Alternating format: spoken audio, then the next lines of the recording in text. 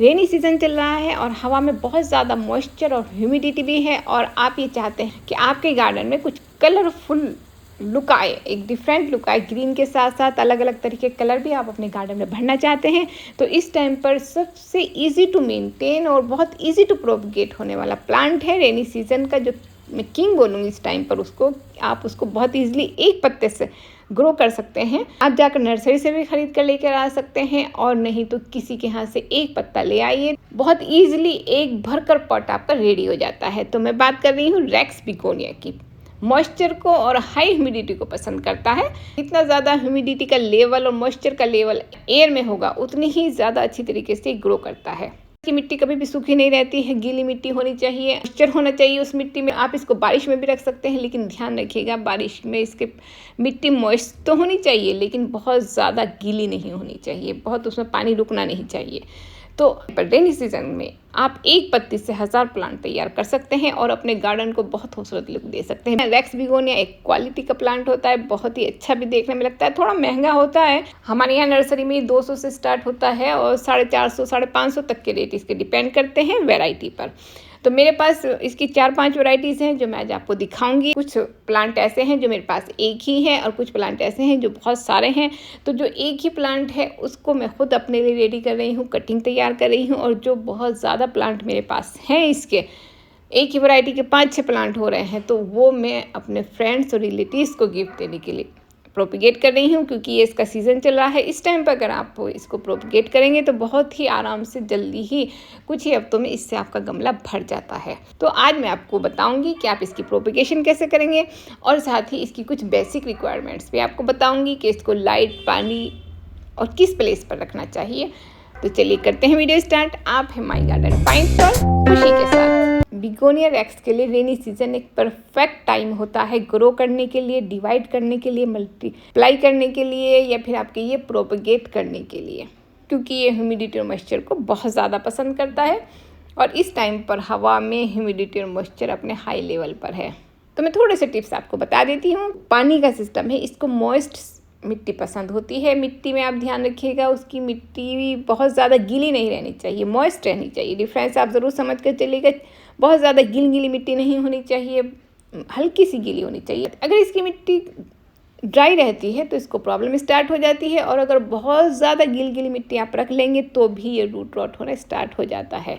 तो दोनों ही बातों का ध्यान रखिएगा। बाकी बात करते हैं हवा में जो ह्यूमिडिटी होती है, जो हवा में मॉइस्चर होता है, इसको बहुत ज़्यादा पसंद होता है, इसलिए रेनी सीजन में बहुत अच्छी तरीके से ग्रो करता है। आप इसको इंडोर भी रख सकते हैं, आउटडोर भी रख सकते हैं, दोनों ही तरह का प्लांट होता है।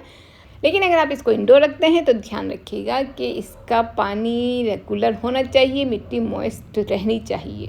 अगर आप इसको इंडोर रख रहे हैं तो इस बात का ध्यान रखिए कि आपको इसको ह्यूमिडिटी ज़रूर देनी है। अगर आपके पास ह्यूमिडिफायर नहीं है तो आप इसको एक ट्रे में पत्थर रखिए, उसमें पानी डालिए और उसके ऊपर इसके पॉट को रख दीजिए। लेकिन ध्यान रखिए पॉट पत्थर के ऊपर होना चाहिए, पानी का लेवल नीचे होना चाहिए, उसके नीचे से पानी नहीं जाना चाहिए पॉट में। सिर्फ ह्यूमिडिटी प्रोवाइड करने के लिए ये आपको करना है, पानी देने के लिए नहीं करना है। तो ये एक बेस्ट ऑप्शन होता है इंडोर प्लांट रख रहे हैं तो उसको ह्यूमिडिटी देने का। बात लाइट की करते हैं तो ब्राइट और इनडायरेक्ट लाइट को पसंद करता है। डायरेक्ट बारिश हो या डायरेक्ट तेज़ लाइट हो, ऐसी जगह पर इसको बिल्कुल भी मत रखिएगा। दोनों ही चीज़ों से आपको इसको बचाना होता है। 1-2 बारिश से कोई फ़र्क नहीं पड़ता है, लेकिन कंटिन्यूटी पर अगर आप इसको बारिश में रखते हैं तो इसकी मिट्टी बहुत ज़्यादा गीली हो जाती है, मॉइस्ट नहीं रहती है, तो वो इसको पसंद नहीं होता है। बहुत ज़्यादा तेज़ धूप में रख देते हैं तो भी इसकी पत्तियाँ जलने लगती हैं। हार्श जो धूप होती है वो इसको पसंद नहीं होती है। सुबह की 2-3 घंटे की या जाते टाइम की 1-2 घंटे की लाइट से बिल्कुल भी फ़र्क नहीं पड़ता है, 1-2 बारिश से फ़र्क नहीं पड़ता है, लेकिन बहुत ज़्यादा बारिश में रखना, बहुत तेज़ धूप में रखना, ये इसको पसंद नहीं है। इसीलिए रेनी सीज़न इसका फेवरेट होता है, क्योंकि इसमें बहुत तेज़ धूप भी नहीं होती है और आप इसको कंटिन्यूटी पर रेन में तो नहीं रखेंगे, बरामदे में या इंडोर में ज़रूर रख कर चल सकते हैं। फर्टिलाइज़र बहुत ही बैलेंस फर्टिलाइज़र इसको चाहिए होता है। जो वाटर सोल्यूबल फर्टिलाइज़र होता है वो 2 या 4 हफ्ते में आप इसकी हेल्थ की ग्रोथ के लिए डाल सकते हैं। सीवीड का जो एक्सट्रेट होता है लिक्विड में, मैं उसको अच्छी तरीके से घोल कर इसमें डालती हूँ तो इसकी ग्रोथ बहुत अच्छी तरीके से चलती रहती है।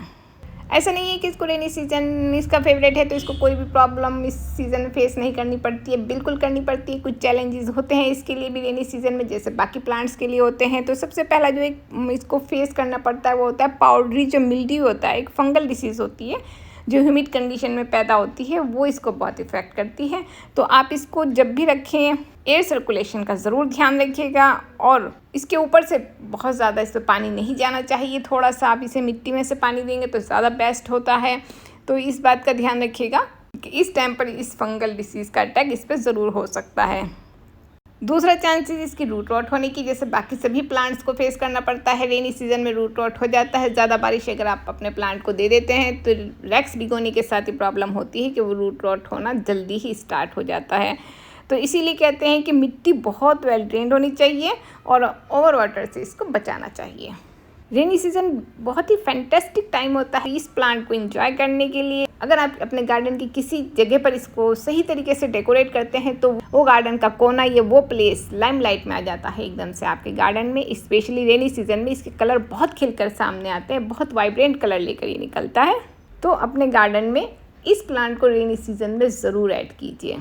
बात करते हैं प्रोपगेशन की। आप देखेंगे मेरे पास इसकी बहुत सारी वैरायटीज़ है और इसको प्रोपगेट करने के दो तरीके होते हैं। रेक्स बिगोनिया ऐसा होता है जो स्टेम से प्रोपगेट हो जाता है। आप अगर ये वाला मेरा देखेंगे तो ये स्टेम से प्रोपगेट हो जाएगा बहुत ईजिली। आप इसकी 3 नोड देखिएगा, 3 नोड होनी चाहिए। 3 नोड एरिया छोड़कर आप इसकी कटिंग लेंगे और उस कटिंग में 1 नोड एरिया आपकी मिट्टी में जाना चाहिए। ऊपर के दोनों तीनों लीव्स, बाकी जैसे सभी प्लांट्स की कटिंग लगती है सेम उसी तरीके से इसकी भी लगती है। रूट रॉट होंगे वो लीव्स, उन लीव्स को हटा देना और उसके बाद आप इसको मिट्टी में डाल देना। मिट्टी मॉइस्ट रहनी चाहिए। इस टाइम पर बहुत जल्दी से इसमें रूट्स निकल आती हैं।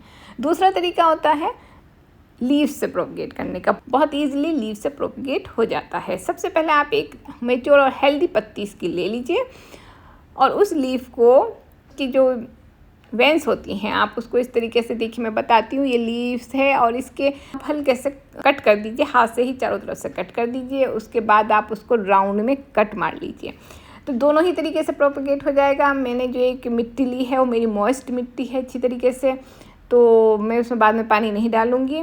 इसमें मैंने सबसे पहले तो जो मैंने कटिंग ली है वो रख दूँगी। उसके बाद जो मेरी राउंड में जो मेरी लीव्स बची हुई है उससे बहुत अच्छी तरीके से प्लांट्स ग्रो करता है। उसमें से बेबी लीव्स बहुत ईजिली निकल जाते हैं। आप उसको भी मिट्टी में लगा दीजिए।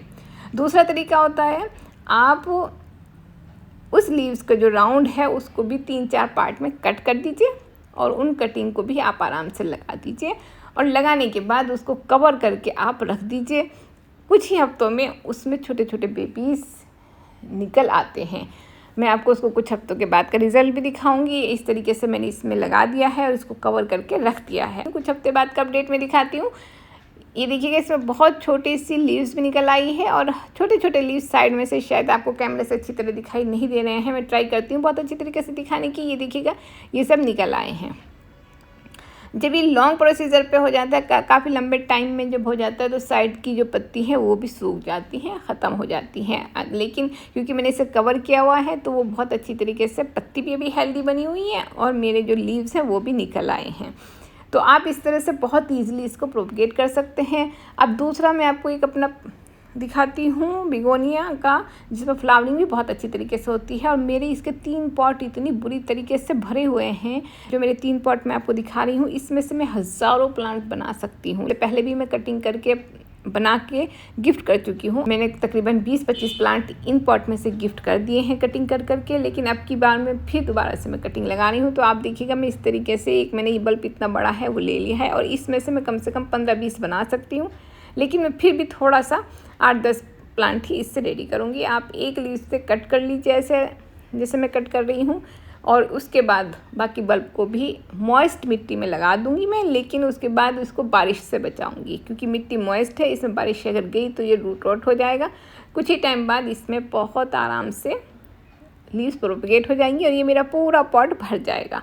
वो अपडेट भी मैं आपको ज़रूर दिखाऊंगी। लेकिन आज मैं कटिंग लगा रही थी तो मैंने उतना ही आपको दिखाया है कि मैं इसकी कटिंग कैसे लगा रही हूँ। अभी जहाँ से मैंने कटिंग ली है वहाँ पर मेरी न्यू ग्रोथ हो जाएगी, वो वापस से उसी तरीके से भर जाएगा।